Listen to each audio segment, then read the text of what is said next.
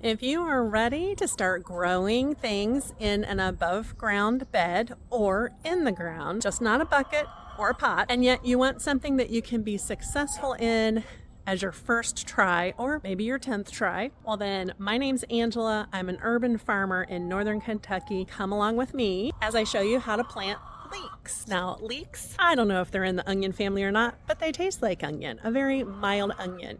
We just came out of St. Patrick's Day, you'll often see potato leek soup on menus in places. I love growing leeks. They are super easy. Almost anybody can do it, no matter your soil type, as long as you get the soil soft or broken up down low enough for the leek to grow. You'll hear my chickens squawking in the background too.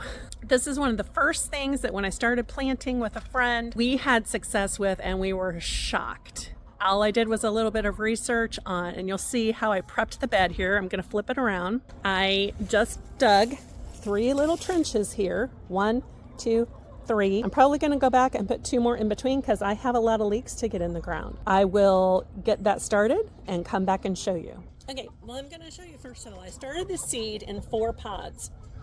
And all I'm going to do, now these were dry. These were very dry because they've been outside hardening off. And if you don't know what that is, watch my video. And all you want to do is gently pull these away. Now with leeks, you have that long white part. It's bigger than with a green onion. Anything that's white has been underground. The green is everything that is above ground. So I want to go deep with these leeks. Not like onions that you plant on the surface. Green onions you also plant low. The leeks you plant even deeper than green onion. Okay, so you can see here in my deep trench. Now, I've read you can go up to 9 inches. I'm satisfied with doing just a few inches. I'm not going for, the prize leek at the local fair here. But I just lay them in this trench, and then I'm gonna come along and just gently get the roots covered a little bit. And I'm gonna watch the plant and not watch through my phone, which is probably a mistake. There we go. So you can see I'm covering the root.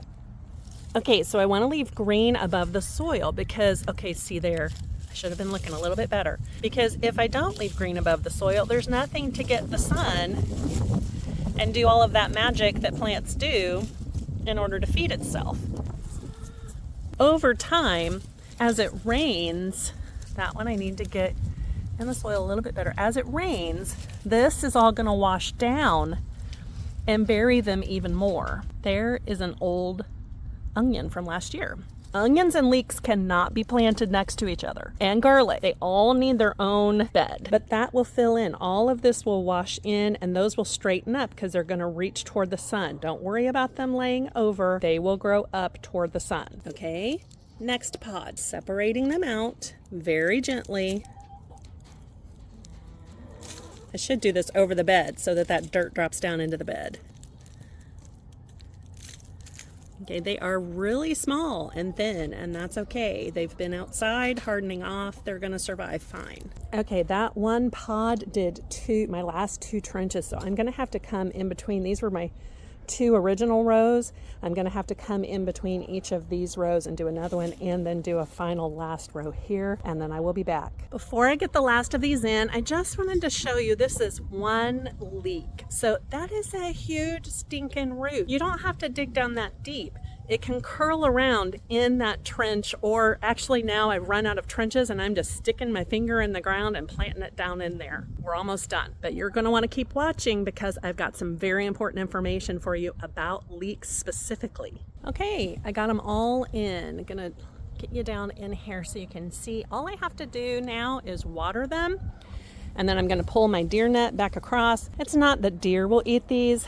It's a squirrel are going to come in here and dig up to bury their walnuts. I do the best I can with the deer net. That seems to keep squirrel out for me better than anything. I also didn't used to put anything up against this fence, but I had to add chicken wire last year because squirrel were able to get through that fence into this bed. 4x4 bed. I would guess I got 125 or more leeks in here. There were a lot more than I thought there would be. As they come up, see some of them are kind of close. I'll just start cooking with some of the smaller ones and give the other ones time to grow. The small ones might be ready by June. If I'm trying to get them big, they may go all the way into fall. And in 2022, I had some health problems, and I knew I was gonna, that were not my knees, but I knew I was gonna have 2 knee replacements end of 22, beginning of 23, and I did. So I took a sabbatical. Have been wanting to do that anyway as a Christian. So it was my 8th year, but I took the year off, and it turned out to be a good thing. But I had evidently missed some leeks from 2022, and they grew over winter and ended up being the largest leeks I have ever grown. They do have a long growing season. They even produced little babies like garlic bulbs will. If you let garlic go too long, they produce little babies at the end of that growing season in 23 that then came back in 24. So you can just let them go until you're ready to eat them. If you have a super harsh winter, yeah, you probably want to pull them all up. If you miss some, like sometimes I miss garlic bulbs, and then they come up the next year, which is happening right here. Happy planting with your leeks. Oh, feeding. They do need lots of feeding. I'll come stand over here by my beautiful flowering plum tree so you can see. I fed the whole bed with potash, and I'm gonna do, which is where you get potassium. I'm gonna do a video on the different fertilizer numbers, because if you're brand new, you don't know what all that means. I didn't know what all that means. I had to learn all of that on my own. That is good soil, and I try to rotate crops. Now that did have some onion, but it also had cabbages in it last year. So I fed this with potash, which is a source for potassium. I will have to feed it a lot throughout the season, at least every 2 weeks. I might go weekly, and I'm just gonna let that potash dissolve, and I will probably feed it just with some nitrogen to get the green to grow. The potash is gonna help it root. I will feed it a heavy nitrogen.